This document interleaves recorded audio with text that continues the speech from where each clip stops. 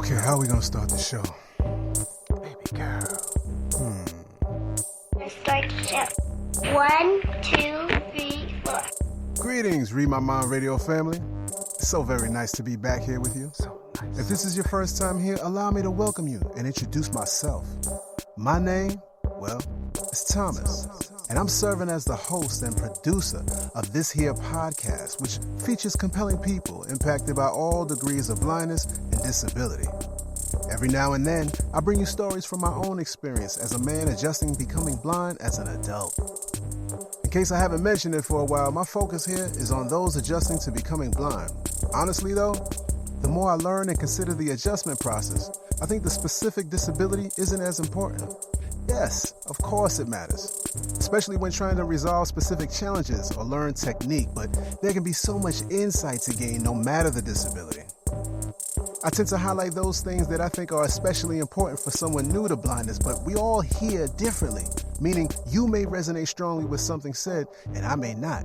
And I'd love to know if that's the case, so please remember, you can always reach out and share that with me by email at readmymind@gmail.com. Let me say it again. That's readmymindradio@gmail.com. Now, let's get this poppin'.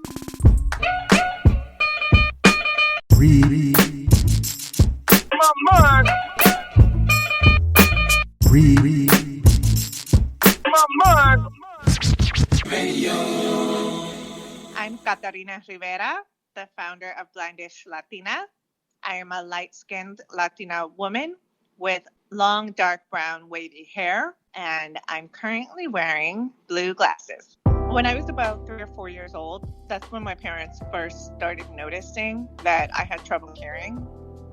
I think I was walking away from them and then not responding when they would call me. We found out that I had hearing loss and I was fitted with hearing aids. I went to 1 year of special education and then I was mainstreamed. I still received speech therapy on a regular basis. I had an IED continuously throughout my education. For the most part, though, I was mainstreamed. Catarina and her family had no explanation for her hearing loss until she was 17 years old. I was diagnosed with Usher Syndrome, which is a combination of progressive vision loss due to retinitis pigmentosa and hearing loss. And the hearing loss depends on which type of Usher you have. There are 3 major types of Usher Syndrome, known as type 1, 2, and 3. They're distinguished by the severity of hearing loss, the presence or absence of balance problems, and the age at which signs and symptoms appear. By 17 years old, Catarina adjusted to her hearing loss, fully accepted wearing hearing aids, and was comfortable in her own skin. She was on her way to Duke University on a scholarship when diagnosed with vision loss. When I first got diagnosed, I felt like it was a huge tragedy in my life. It was upsetting, surprising, and it felt like a very big loss. I think that I had to go through the stages of grief in some way when I was reacting to this. When my parents heard about it, they were very upset, and I felt pain for them. So I felt like I had to be strong for them. Presenting that strength doesn't give much opportunity to deal with the emotions. Even sharing with friends who often don't know how to respond doesn't feel right. And it felt like I was dropping a bomb. It felt really heavy. I don't tell people, hey, I'm going blind. I find that when I would do that, it would really evoke a sense of pity. People would feel sorry for me. And I was feeling bad, but as I progressed in my journey, that language doesn't resonate with me anymore. It's not the way that I tell my story. It doesn't feel like a tragedy anymore, but I can definitely empathize with myself at that time. You never said anything about even exploring the idea of postponing school, where I've heard from other people, and it would be sort of understandable where someone might, hey, I got to take some time. It sounds like you still went straight to college. Was there ever any sort of thing about, oh, okay, maybe I should postpone this because of the vision loss? That's a very interesting question.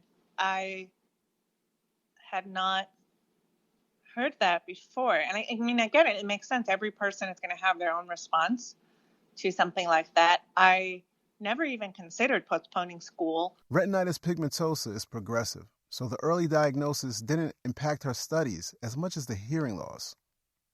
With an accommodation allowing her to register early, Catarina avoided the large classes and auditoriums and opted instead for smaller classes, making it easier for her to hear the lectures. There was more of an impact on her social life, and she wisely considered her vision loss in her decision-making process. I decided not to drink alcohol because I didn't want to impair myself any further. I saw that people were really cutting loose, and partying.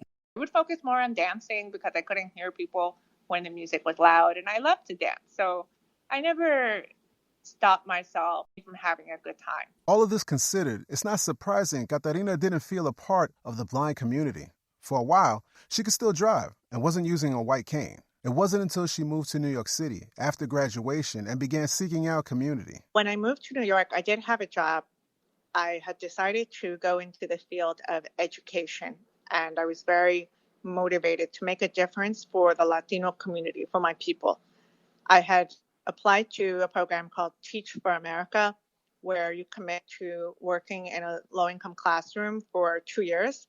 I was very lucky because not only could I move to New York to access great public transit, I also was able to go even further than what I had hoped.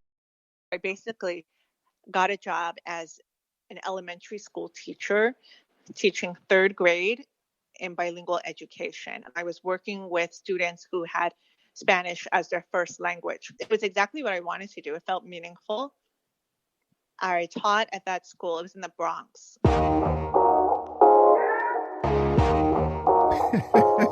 I can just imagine the people who have their preconceived notions, not only about disability, whether it be the hearing loss and the blindness, but then you threw in my beloved BX borough. And so then they're like, oh my goodness, she's deaf and blind and she teaching in the Bronx?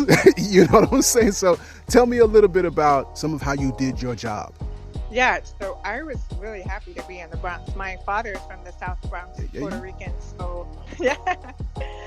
I was happy. I felt like, okay, this is like a full circle moment where I can kind of be in a space that my father grew up in and give back. So it felt amazing to me. Now, as far as just some of the logistics, I purposely chose where I was going to live based on the commute to work. I ended up living in Washington Heights, which was just across the river, and I took a bus every day to my school. I basically only had to walk 5 to 10 minutes to catch the bus in Manhattan, and the bus stop was directly across from the school. So the only issue that I would have is when I would fall asleep because it was really early in the morning and miss my stop in the Bronx and have to walk back. I also had a really great teacher who also worked at the school who was driving in from Jersey. And so if I was ready early enough, I would be able to meet her and she would just pick me up from 181st Street and just take me to work as well. I think people have preconceived notions of any place. Need to check that and not make assumptions. Word. There were, however, real challenges of the job that she never actually considered. One thing that was difficult was knowing who is bothering who when you have all the children sitting there and I'm in the front. It's very hard. Like, I don't have that peripheral vision. So I'm not able to see, like, fulano was poking fulano. Like, and for people who don't speak Spanish, fulano is a term for, like, anybody, like whoever. It's not just behavioral. When young children have questions or want to participate, it's important that they're recognized. That's something that I did do with them. I would let them know and simple. Hey, I can't see well, or if you have your hand up, I might not see you. So wave it around, put it up high, I'm going to scan. I would feel bad if the kid had their hand up and wanted to talk and I really didn't see them. That's demoralizing. So I would try to make sure that they were aware of what was going on with me and give recommendations for what they could do. In classroom, it's challenging enough, but what about field trips? Generally, on a field trip, the teacher's in the front. You got to lead the way. You got to set up the access to the subway, present the form to the conductor. That was so stressful for me because I do well in environments that I know the layout. And then there's dealing with parents. Phone calls were also hard to the parents. Being able to hear well on the phone, I didn't know about any of the programs that were out there and that I have been able to use now that have somebody transcribing the phone call while you're on it, or use AI for that. I didn't have any of that. So anytime I called home, it would be maybe a different voice that I had never heard before. I would let them know that I don't hear well, or please repeat yourself. And then a lot of times, it's like parents are speaking in Spanish. So I really worked on my Spanish as well during that time. After 3 years, Catarina left that job and worked for a charter school in Harlem for about a year. I realized that in education, the way to move up was to move out of the classroom, to become an administrator. That wasn't really the way that I wanted to go. I didn't want my daily life to be about that. So when I started to become interested in food and seeing the food that my kids were eating in the classroom, I was starting to question, why were they eating so many bags of chips and candy in the morning? Actually, that's a great question, especially coming from the person responsible for educating these young minds. And we should know, proper nutrition impacts your ability to focus and learn. So she began researching. I remember going to Western Beef, the supermarket, and looking at all the products in the corner store and seeing, hey, the water's all the way at the bottom of the refrigerated case. Why? The first part of my journey with food was approaching it from an education lens. I had this idea that people needed to be educated. I started a community health program in my neighborhood where I started teaching families about health, including fitness and nutrition. In addition to the research mentioned, Catarina also has a master's degree in public health and certification in holistic health. I realized that the system was also a huge force in people's ability to eat well. If I focused just on education, I was really missing the mark. The great thing about working in the nonprofit space is that I did work with kids in the beginning. I was working in an after-school program. But once I transitioned into program administration, I realized how much less stress I had in my life sitting at a desk and working in a different way, working on partnerships. And so is that the work that you do today? I'm still in the nonprofit space, working in food insecurity. And I'm so glad that I've had the opportunity to get training in public health and learn about food justice and food sovereignty, which are really important ways for approaching the issues with food and what we can do about it. And as part of that, I've been able to involve myself in community organizing. And I founded an organization in Washington Heights called the Washington Heights Inwood Food Council.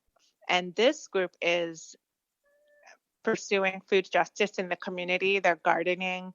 They're working with people in the neighborhood of all backgrounds. And the group now exists without me. So I've transitioned myself out. They're completely sustainable and continuing to do very good work. Here's a 2-minute inclusion tip from Blindish Latina. Caption all of your videos. Video by Blindish Latina. Happy International Women's Day. I want to tell you about a woman that I really admire. And it's my mom. Talk to me about Blindish Latina. First of all, explain the name, Blindish. The name Blindish Latina means a lot to me. I wanted to showcase my intersectionality, the multiple identities that I have, especially because we don't see a lot of representation of people of color, of Latinidad within disability. So that's why I chose a Latina. And the reason I put Blindish is because I wanted to give a hint of the fact that blindness is a spectrum, and that I know that so many people don't know this. They think that when somebody is blind, they don't see anything at all. They don't have any space in their mind or any concept in their mind of someone like me. who can see really well in such a small window, but I still retain vision. The mission of Blindish Latina? To smash disability stigmas through storytelling, through training, and through advocacy. Right now, all of this takes place on Instagram. I talk about my own disability journey and frequently share stories, even about things that might seem small to me, something that nobody else would be interested in. For example, I did a video about swimming with hearing aids and just talking about the fact that I have to be concerned about where I put my hearing aids when I go swimming, and that I get really scared about somebody stealing them off the beach, so I might leave them at home and then not here for hours. I got so much response on this post that other people feel the same way. It's not always specific to the deaf or blind community. I also share about disability awareness in general. For example, self-identification. For example, the debate over using identity-first language versus person-first language, identifying as a blind person compared to a person who is blind. If you gather the right people, this could be a full podcast episode. But Catarina's point is that it's up to that individual how they choose to identify. In addition, she's sharing best practices and awareness of all sorts of advocacy issues. What is it that made you become more interested now in sort of connecting with the cross-disability community? One thing that made me interested was the documentary Crip Camp on Netflix about the disability rights movement and the story of this camp that brought people with all different kinds of disabilities together in the 70s. People of all different kinds of disabilities coming together to take these actions. And it really occurred to me that I had not been in a space like that. It's something that has been inspiring. Catarina has been involved in some of the digital communities, but it's not as personal. Right now, she's focusing on taking Blindish Latina beyond IG. One of the things that I'm doing with Blindish Latina is public speaking and offering workshops and speeches. It's very important to me to grow my impact and be able to talk to corporations and institutions about disability awareness, why they should care about disability and accessibility, and the actions they can take to create an inclusive workplace and implement best practices. So this is a major component of Blindish Latina and where it's headed. Catarina is hopeful that corporations will be receptive to her message, especially considering the attention being given to diversity, equity, and inclusion initiatives. This is where that smashing comes in. I think for me, smashing stigmas or being a stigma smasher was exciting because it was action-oriented. I'm all about actually creating change. I'm not on Instagram just to talk or post photos of myself or get likes. I'm on there to share best practices, to activate allies, to move people along this continuum where they are now going to operate differently and make an impact on their sphere of influence wherever they live.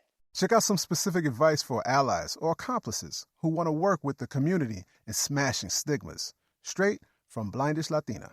People have this idea that being an ally is a huge undertaking. I've broken it down into 3 simple steps. 1, you have to care. You have to believe that it is important to be aware of accessibility, to do better. Second step, educate yourself. You can learn without putting the burden on people with disabilities to teach you. There are so many people producing content.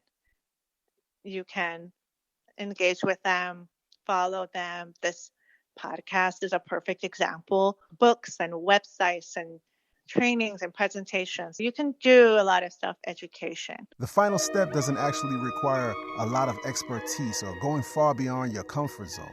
Wherever you exist, whatever community you're a part of, you can take action. For example, if you're part of a church community that's going to have their masses on Zoom, you can advocate for a platform that has closed captions and speak up and say, hey, we should consider this other option and this is why. If you are managing your staff and you're going to have a meeting off-site, you can create a registration form for people to RSVP, and you can have a question in there that says, what accommodations do you need? And it can be anonymous. And you can create a space that is welcoming. That's taking an action. That's being an ally. You see what you did there, right? You're still a teacher, Catarina. I see that. That's the value of experience. The ability to apply what we learn throughout our lives in different areas. That's wisdom. Showing the world who you are, all aspects. One of the reasons that I started Blindish Latina was to show that I am here, that I am a professional, disabled Latina woman, and I exist.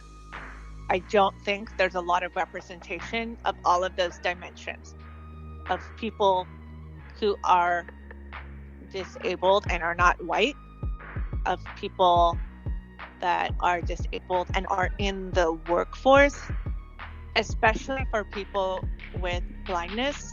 I feel like there's a lot of assumptions that blind people cannot work, and there are many of us in the workforce. So that's why I use that term professional. Like, I'm here, I'm educated, I have 2 graduate degrees, I was valedictorian of my MPH, right? Come at me. You better come correct.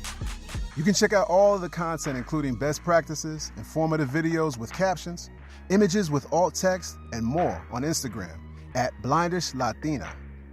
You can also connect with her via LinkedIn by searching by name. That's Catarina Rivera. Let me spell it for you. CATARINA RIVERA.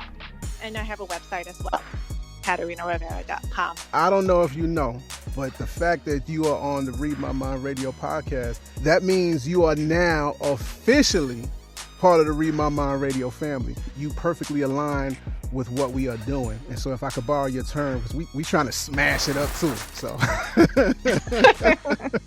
Love it. Some great takeaways in this one, y'all. Like using our experience, talents, and interests to create impact. Shout out to Catarina. We rocking with you, sis. Continue to follow what's happening here on Read My Mind Radio wherever you consume your favorite podcasts. I hope we can one day make your list. In the meantime, tell somebody you love, or at least like a lot. You know, even if you don't have any feelings for that individual, let them know you're part of the Read My Mind Radio family. And let them know we have transcripts and more at readmymind.com. Now, this can be a challenge for some, so be patient. And no matter how long it might take, just explain that it's R to the E-I-D, and that's me in the place to be.